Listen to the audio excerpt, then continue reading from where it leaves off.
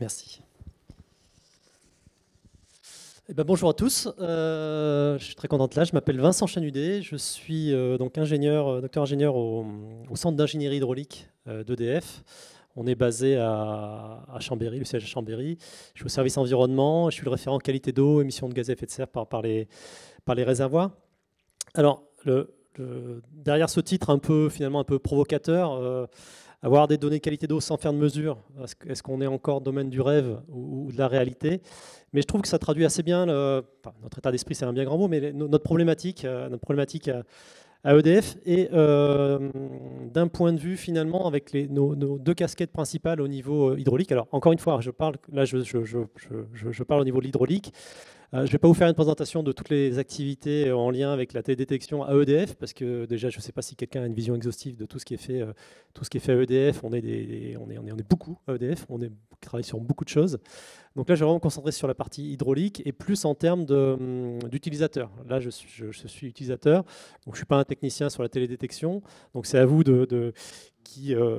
on discutera, j'imagine, aujourd'hui des problématiques techniques et des réponses. Là, c'est vraiment la partie utilisateur de ces données et de ces capacités. Donc, quel besoin pour EDF hydraulique, hein, c'est ça. Donc là, je prends la casquette EDF en tant qu'exploitant.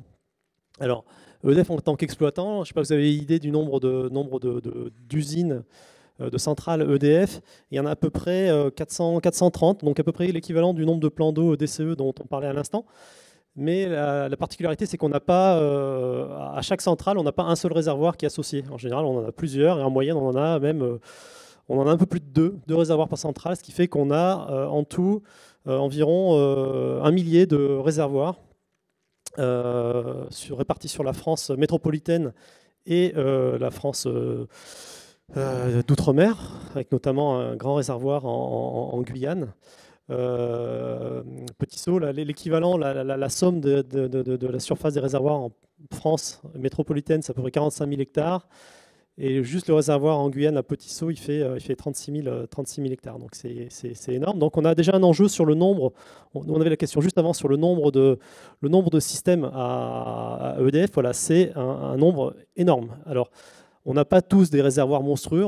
Je crois qu'on avait Serre-Ponçon à l'image sur la présentation précédente. C'est un des plus gros réservoirs EDF en métropole. Ils ne font pas tous la taille de Serre-Ponçon. Donc c'est aussi un enjeu pour la télédétection. Une question, c'est qu'est-ce qu'on fait sur des petits réservoirs qui font 1 hectare, voire moins, etc. Est-ce qu'on arrive à ce niveau de résolution? Enfin bon, bref, ça c'est pour les questions suivantes. Et l'autre enjeu sur ces réservoirs, finalement en France globale, en tant qu'exploitant, c'est qu'on n'a pas, contrairement au plan d'eau DCE, alors comme je vous disais, hein, sur le millier de réservoirs, grosso modo un millier de prises d'eau, on en a à peu près 150 qui doivent être supérieurs à 50 hectares, donc qui doivent être pris dans la DCE, dans le suivi DCE. Mais pour les autres, finalement, on n'a pas de suivi réglementaire systématique de ces réservoirs. Et en fait, on a par contre régulièrement, voire souvent, des questions quand on travaille, quand on a des dossiers et quand on a des études à faire spécifiques sur un lac. Par exemple, sur tel lac, on a prévu des travaux, ou alors on a une demande des usagers de l'extérieur qui nous dit, voilà, il y a un sujet là, il y a un sujet cyano, il y a un sujet eutrophisation, il y a un sujet transport solide, etc.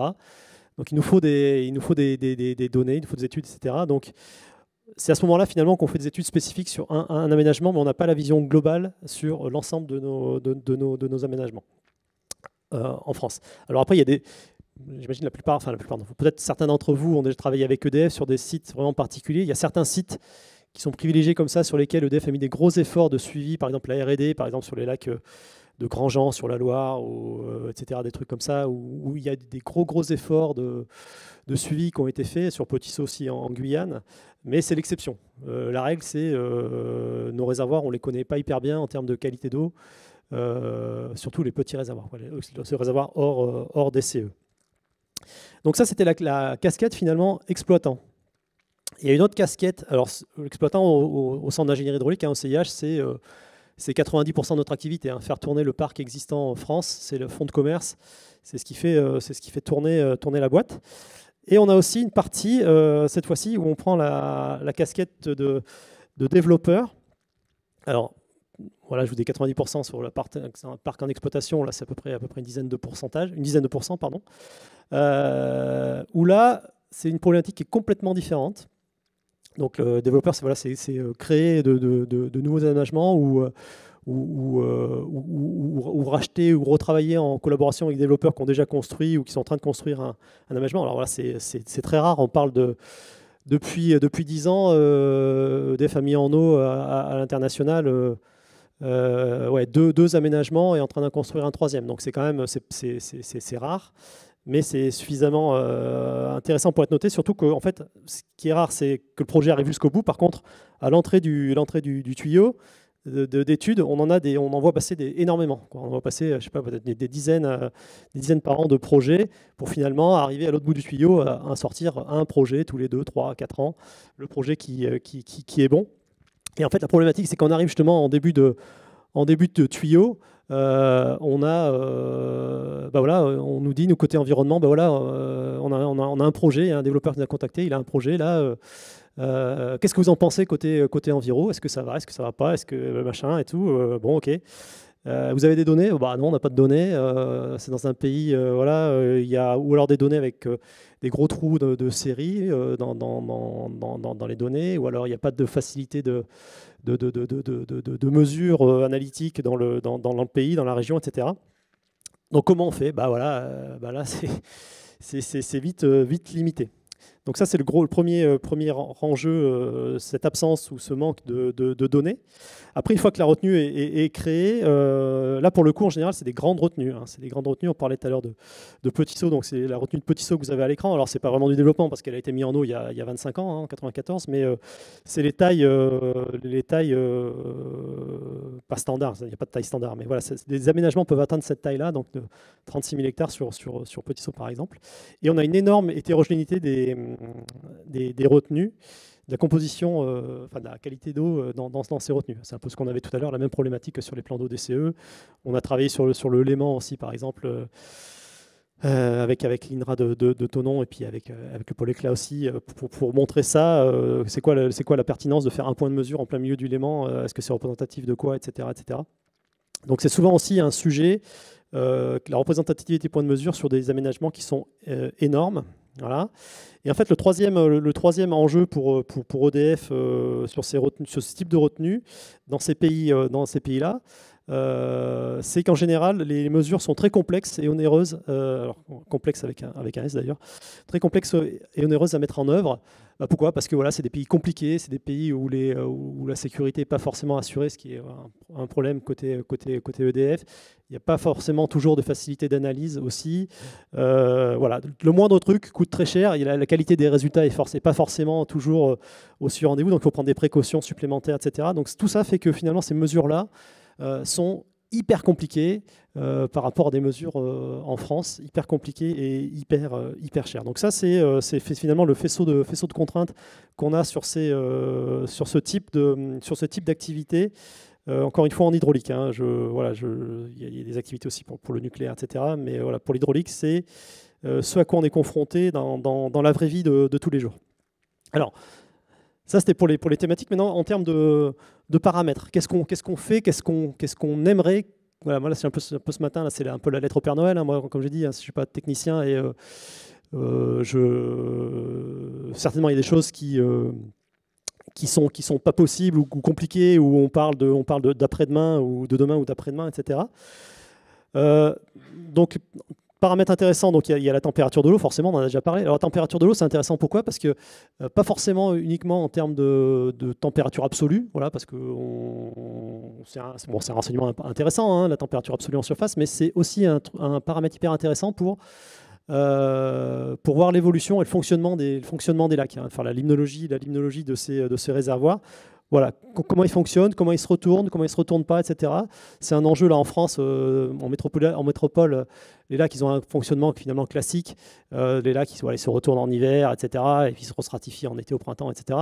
Quand on arrive dans des pays un peu tropicaux, voire équatoriaux, le fonctionnement est complètement différent et c'est un peu difficile a priori d'avoir une idée de comment fonctionne le lac, et c'est une importance capitale sur le fonctionnement, sur la qualité d'eau après du lac et de l'aval.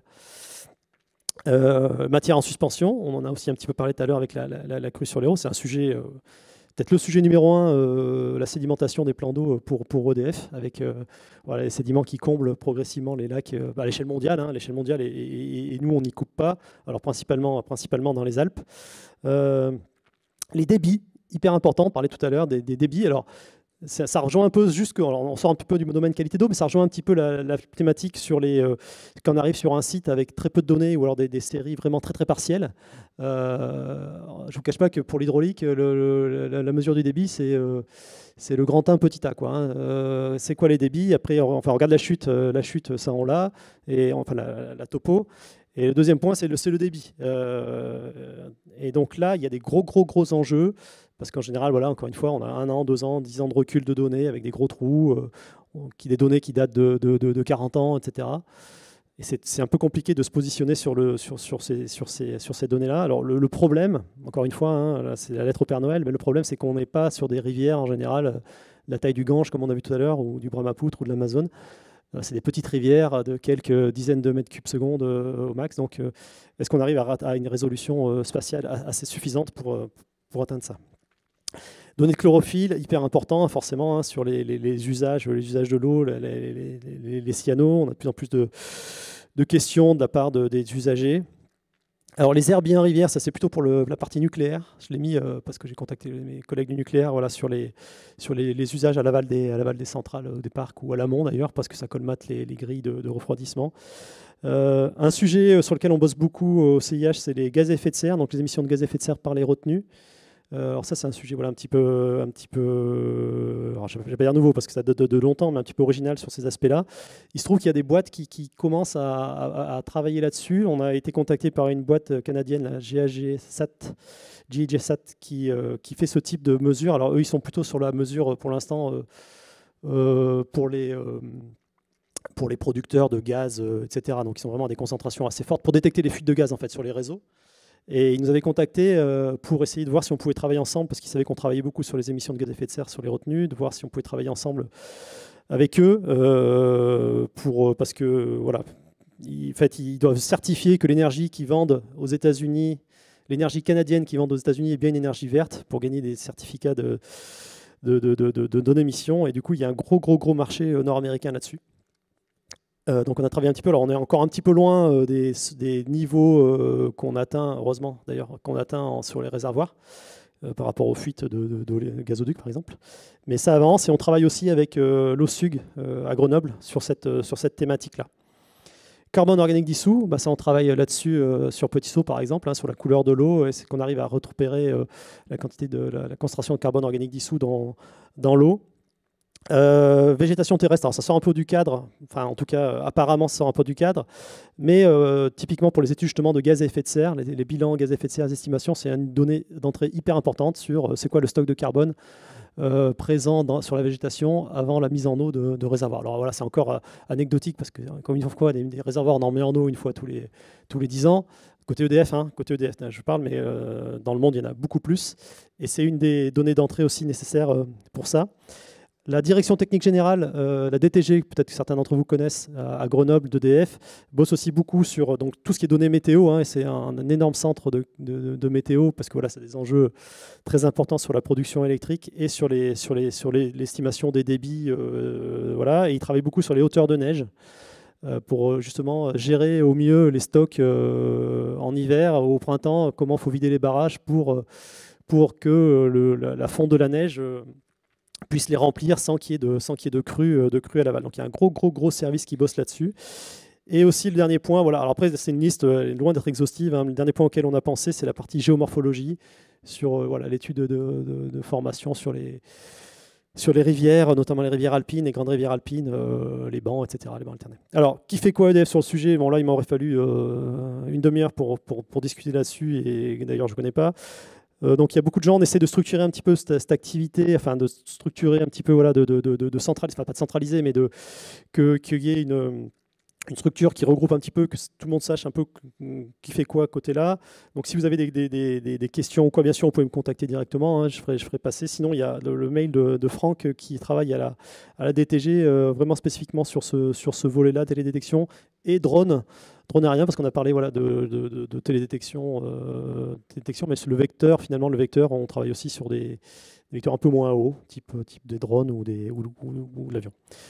Voilà, j'en ai fini pour cette introduction rapide sur nos besoins côté hydraulique.